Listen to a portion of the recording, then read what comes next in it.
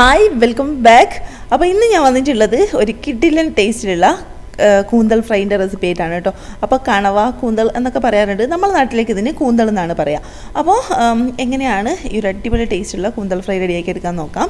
വീഡിയോയിലേക്ക് പോകുന്നതിന് മുമ്പ് നിങ്ങൾ എൻ്റെ ചാനൽ ആദ്യമായിട്ട് കാണുന്നവരുണ്ടെങ്കിൽ ഒന്ന് സബ്സ്ക്രൈബ് ചെയ്ത് സപ്പോർട്ട് ചെയ്യുക. തൊട്ടടുത്തുള്ള ബെല്ലൈക്കൻ കൂടെ എനേബിൾ ചെയ്ത് കൊടുത്താൽ ഞാൻ ഇടുന്ന വീഡിയോസൊക്കെ നിങ്ങൾക്ക് പെട്ടെന്ന് തന്നെ കിട്ടുന്നതായിരിക്കും. അപ്പോൾ ഒട്ടും വൈകാതെ നമുക്ക് വീഡിയോയിലേക്ക് പോകാം. അപ്പോൾ അതാ ഞാനിവിടെ ഒരു 250 കൂന്തൽ എടുത്തിട്ടുണ്ട് കേട്ടോ. അപ്പോൾ നന്നായിട്ട് തന്നെ വൃത്തിയാക്കി കഴുകി എടുത്തിട്ടുള്ളതാണ്. അപ്പോൾ ഇതിന് നമുക്ക് ചെറുതായിട്ടൊന്ന് കട്ട് ചെയ്തെടുക്കണം. ഈ ഒരു രീതിക്കാണ് കട്ട് ചെയ്തെടുക്കേണ്ടത്. ഇത്രയും കനത്തിൽ കട്ടിക്കാണ് ഞാൻ കട്ട് ചെയ്തെടുത്തിട്ടുള്ളത്. ഇനി നമുക്കിതിൻ്റെ മസാലകളൊക്കെ ഒന്ന് പുരട്ടിയിട്ട് മാറ്റി വെക്കണം നമുക്കിത്. അപ്പോൾ ഇതിലേക്ക് എന്തൊക്കെയാണ് ചേർക്കേണ്ടത് എന്നുള്ളത് നോക്കാം.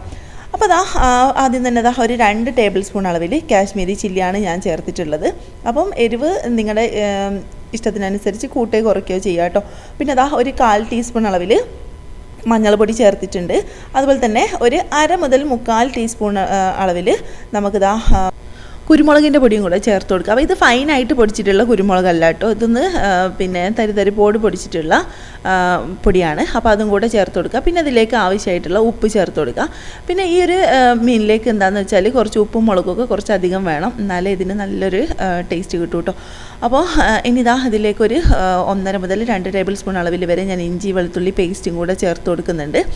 അപ്പോൾ ഇതിൽ കുറച്ച് എല്ലാത്തിനും കുറച്ച് അളവ് കൂടുതൽ എടുത്തിട്ടുണ്ട്. ഇനി ഇതിലേക്കൊരു 2 ടേബിൾ സ്പൂൺ അളവിൽ അരിപ്പൊടി ഇട്ട് കൊടുക്കുക. അപ്പം ഇത് വറുത്ത അരിപ്പൊടിയാണ് കേട്ടോ. നമ്മൾ പത്തിരി അതുപോലെ തന്നെ നൂൽപുട്ടൊക്കെ ഉണ്ടാക്കിയെടുക്കുന്ന ആ ഒരു അരിപ്പൊടിയാണ് ഇതിലേക്ക് ഞാൻ ചേർത്തിട്ടുള്ളത്. ഇനി നന്നായിട്ട് തന്നെ കൈവച്ച് നല്ല രീതിക്ക് കുഴച്ച് കൊടുക്കുക. ഇത് നമുക്ക് കുറച്ച് സമയം മാറ്റി വെക്കാനുള്ളതാണ്. നന്നായിട്ട് തന്നെ കുഴച്ച് കൊടുക്കുക. പിന്നെ ഇതിൽ ഒട്ടും തന്നെ വെള്ളം ചേർക്കാൻ പാടില്ല, കാരണം ഇതൊരു പൊട്ടിത്തെറിക്കുന്ന സ്വഭാവമുള്ള മീനായതുകൊണ്ട് തന്നെ നമ്മളിതിലേക്ക് ഒട്ടും തന്നെ വെള്ളം ചേർക്കരുത്. പകരം നമ്മൾ നന്നായിട്ടൊന്ന് മിക്സ് ചെയ്ത് കൊടുത്തതിന് ശേഷം നമുക്കിതിലേക്ക് 1 ടേബിൾ സ്പൂൺ അളവിൽ വെളിച്ചെണ്ണ ചേർത്ത് കൊടുക്കാം. അപ്പോൾ നന്നായിട്ട് ഈ ഒരു ഉപ്പും മുളകും ഒക്കെ എല്ലാ സ്ഥലത്തേക്കും നല്ല രീതിക്ക് ഒന്ന് കുഴച്ച് വെച്ചതിന് ശേഷം നമുക്കിതിലേക്ക് 1 ടേബിൾ സ്പൂൺ അളവിൽ വെളിച്ചെണ്ണ ഞാൻ ഇതിലേക്ക് ചേർത്ത് കൊടുക്കുന്നുണ്ട്. ഓയിലൊന്നും ചേർത്ത് കൊടുക്കരുത്. അതുപോലെ തന്നെ നമ്മളിത് ഫ്രൈ ആക്കി എടുക്കുന്ന സമയത്ത് നമ്മളിതിലേക്ക് വെളിച്ചെണ്ണ ഒഴിച്ചിട്ട് മാത്രമേ നമ്മളിത് ഫ്രൈ ആക്കി എടുക്കുക. അപ്പോൾ അതാണ് നല്ലൊരു ടേസ്റ്റ് വരുന്നത് കേട്ടോ. അപ്പോൾ ഇതിലേക്ക് ഉപ്പൊന്ന് ചെക്ക് ചെയ്ത് നോക്കിയ സമയത്ത് കുറച്ചൊരു ഉപ്പിൻ്റെ കുറവുണ്ട്. അപ്പോൾ കുറച്ചും കൂടെ ഉപ്പ് ഞാൻ ചേർത്ത് കൊടുത്തിട്ട് നന്നായിട്ടൊന്നും കൂടെ ഒന്ന് മിക്സ് ചെയ്ത് കൊടുക്കുക. പിന്നെ കുട്ടികൾ കഴിക്കാനുള്ളതുകൊണ്ടാണ് ഞാൻ അധികം എരിവ് ചേർക്കാത്തത്. നിങ്ങൾക്ക് ആവശ്യത്തിനനുസരിച്ച് എരിവ് ചേർക്കാം കേട്ടോ. അപ്പോൾ ഞാനിവിടെ 2 ടേബിൾ സ്പൂൺ അല്ലേ ചേർത്തിട്ടുള്ളൂ, അതിലേക്ക് ഉപ്പാണ് ഇപ്പോൾ ഞാൻ ചേർത്ത് കൊടുത്തിട്ടുള്ളത്. ഇനി 1 ടേബിൾ സ്പൂൺ അളവിൽ വെളിച്ചെണ്ണയും കൂടെ ചേർത്ത് കൊടുത്തതിന് ശേഷം നന്നായിട്ടൊന്ന് കുഴച്ച് വെച്ചിട്ടുണ്ട്. അപ്പം ഇത് ഇത്ര തന്നെ മതിയാവും. ഇനി നമുക്ക് ഇത് സമയമുണ്ടെങ്കിൽ എത്ര സമയം മാറ്റി വെച്ചാലും അത്രയും ടേസ്റ്റ് കൂടാണ് ചെയ്യുക. മിനിമം നമ്മളൊരു അരമണിക്കൂറെങ്കിലും ഇത് മാറ്റി വെക്കണം കേട്ടോ. അപ്പോൾ അരമണിക്കൂറെങ്കിലും നമ്മളിത് മാറ്റി വെച്ചാൽ നല്ലൊരു ടേസ്റ്റ് കിട്ടും. നേരെ നമുക്കിതൊരു ഇതെടുത്തിട്ട് ഫ്രിഡ്ജിലേക്ക് മാറ്റി വെക്കാം. എന്നിട്ട് ഇത് ഫ്രൈ ആക്കുന്ന സമയത്ത് ഞാൻ കാണിച്ചു തരാം കേട്ടോ. ഇപ്പോൾ ഏകദേശം ഒരു 2 മണിക്കൂർ കഴിഞ്ഞിട്ടുണ്ട്. അപ്പോൾ സമയം ഉണ്ടെങ്കിൽ നിങ്ങൾ എത്ര മാറ്റി വെച്ചാലും ടേസ്റ്റ് കൂടുകയുള്ളൂ. അപ്പം മിനിമം ഒരു അരമണിക്കൂറെങ്കിലും മാറ്റി വെക്കാൻ വേണ്ടിയിട്ട് നോക്കുക. അപ്പോൾ ഒരു 2 മണിക്കൂർ കഴിഞ്ഞിട്ടുണ്ട്. ഈ ഒരു സമയം ഞാൻ ഇത് ഫ്രൈ ആക്കാൻ വേണ്ടി നോക്കുകയാണ്. അപ്പോൾ ഞാനിതിൽ അവിടെ ഇത് മിക്സാക്കി വെക്കുന്നതിന് മുമ്പ് ഞാൻ ഇതിൻ്റെ തലഭാഗം കാണിച്ചിട്ടുണ്ടായിരുന്നല്ലോ. അപ്പോൾ അതും കൂടെ ഞാൻ ഈ ഒരു ഇതിലേക്ക് ഇട്ടിട്ട് മൊത്തത്തിലൊന്ന് മിക്സാക്കി വെച്ചിട്ടുണ്ടായിരുന്നു. അപ്പോൾ മൊത്തത്തിലാണ് നമ്മളിതൊന്ന് പൊരിച്ചെടുക്കുന്നത്. അപ്പോൾ പാന് വെച്ച് കൊടുത്തിട്ടുണ്ട്. നന്നായിട്ട് പാന് ചൂടായ സമയത്ത് ഞാനിതിലേക്ക് വെളിച്ചെണ്ണ ആണ് ഒഴിച്ചു കൊടുക്കുന്നത്. അപ്പോൾ നമ്മൾ ഒഴിക്കുന്ന സമയത്ത് വെളിച്ചെണ്ണ തന്നെ ഒഴിച്ചു കൊടുക്കാൻ വേണ്ടി ശ്രദ്ധിക്കുക. ഓയിലാകുമ്പം അത്രക്കൊരു ടേസ്റ്റ് ഉണ്ടാവില്ല. വെളിച്ചെണ്ണ ആകുമ്പോഴാണ് കറക്റ്റ് നല്ല അടിപൊളി ടേസ്റ്റ് വരുന്നത് കേട്ടോ. അപ്പോൾ അതിലേക്ക് നേരെ നമുക്ക് ഇത് പൊരിഞ്ഞ് കിട്ടാൻ ആവശ്യമായിട്ടുള്ള വെളിച്ചെണ്ണ ഒഴിച്ചു കൊടുക്കുക. എന്നിട്ട് നേരെ മൊത്തത്തിൽ നമുക്കതിലേക്ക് ഇട്ട് കൊടുക്കാം.